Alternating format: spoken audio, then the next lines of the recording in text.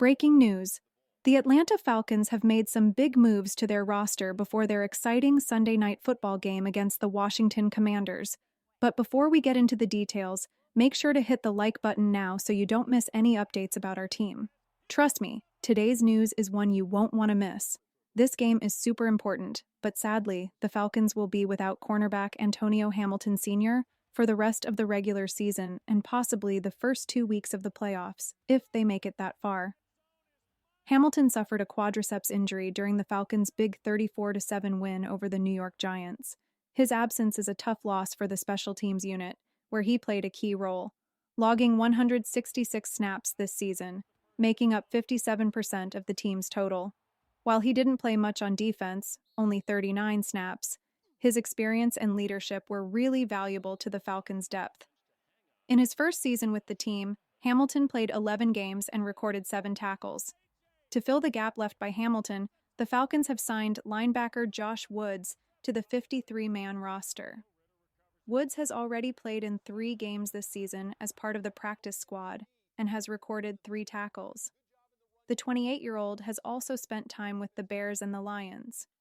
The Falcons also made some important moves, bringing in linebacker Josh Woods, who has 6 seasons of NFL experience and has played in 68 career games.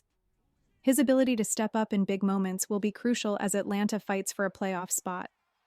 In addition, the team promoted 2 players from the practice squad to the active roster, cornerback Lamar Jackson and offensive lineman Tyrone Wheatley Jr. Jackson, 26, brings some versatility to the secondary with 23 NFL games under his belt, including 6 starts. Though he hasn't played for the Falcons yet this season, he's shown he can step up when needed. Wheatley, a massive 6 feet 6 inches, 320-pound lineman, made 2 starts with the Patriots last year and adds important depth to Atlanta's offensive line. These moves come at a key moment for the Falcons, who are 8-7 and battling for the NFC South title, along with a shot at ending their playoff drought. Sunday's game against the 10-5 Washington Commanders will be tough, but the Falcons have been resilient all season. So, Falcons fans, what do you think of these changes? Will Josh Woods and Lamar Jackson make a difference as Atlanta fights for the playoffs? And how do you feel about Hamilton's injury and its impact on the special teams? Let us know in the comments below. Now, let's dive into the latest buzz around Flowery Branch as the Falcons make bold moves to prepare for the Washington Commanders. The Atlanta Falcons have signed Emory Jones, a former college standout with 69 career touchdowns, to their practice squad this week. But this move isn't just any signing.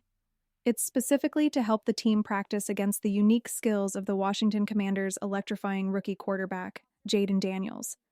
If you've been following the league this season, you already know why Daniels is keeping opposing teams up at night. In just 15 games, this rookie has completely changed the game for dual-threat quarterbacks. He's rushed for 737 yards, scored 6 rushing touchdowns, and passed for over 3,300 yards with 22 touchdown passes. Daniels is a true game-changer. Here's the crazy part. He's on track to break Robert Griffin III's record for rushing yards by a rookie quarterback, needing just 79 more yards to do so. That record has stood for over a decade. But it's not just the stats that stand out. Daniels has completed an impressive 72.4% of his passes and thrown only 8 interceptions. This guy isn't just athletic. He's a precision machine, even under pressure. Last week, Jayden Daniels threw a game-winning touchdown pass to Jamison Crowder against the Philadelphia Eagles, threading the needle on a risky throw that secured a huge win for Washington. Plays like that are why ESPN's Louis Riddick called him the kind of quarterback who wins games. And that's exactly why the Falcons are doing everything they can to prepare. Bringing in Emory Jones isn't just to fill a spot. It's a smart, strategic move. Jones, who dazzled in college with his dual-threat ability at Florida, Arizona State, and Cincinnati, has the mobility and arm strength to give the Falcons' defense a real look at what they'll face on Sunday. Sure, Jones hasn't found his spot in the NFL yet, but his athleticism and ability to improvise make him the perfect fit for the scout team to mimic Daniels' explosive playing style. The stakes couldn't be higher for the Falcons. With an 8-7 record and their playoff hopes on the line, every advantage counts. Atlanta's defense will need to be sharp, disciplined, and ready to contain a quarterback who thrives on making plays outside the pocket. Preparing for Daniels isn't just about stopping the run.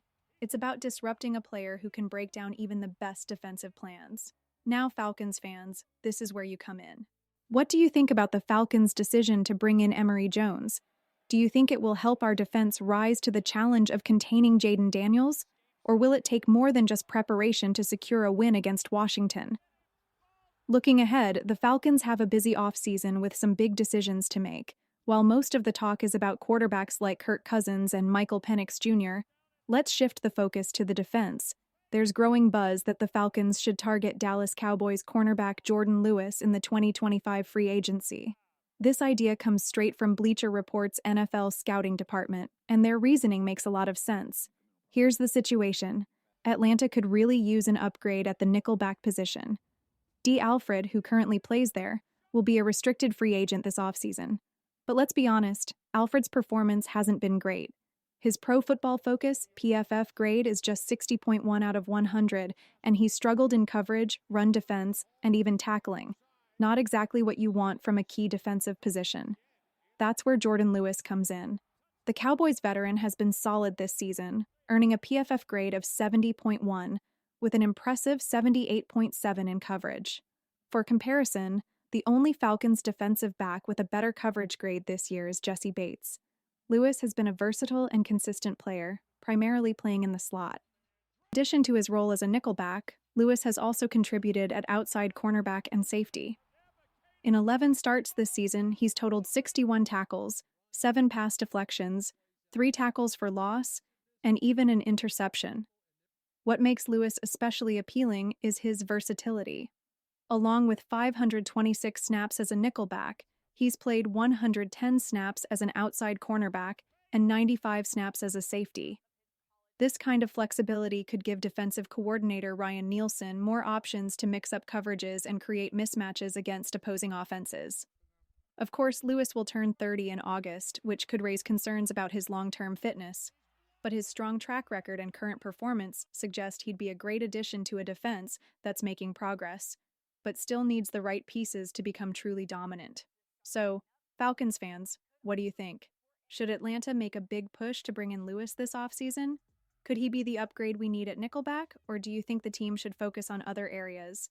Let me know your thoughts in the comments below. And if you enjoyed this analysis, don't forget to hit the like button and share this video with your fellow Falcons fans. If you haven't subscribed yet, what are you waiting for? Join the fan community and stay tuned for more news and updates as we prepare for another exciting chapter in Falcons football. Go Falcons!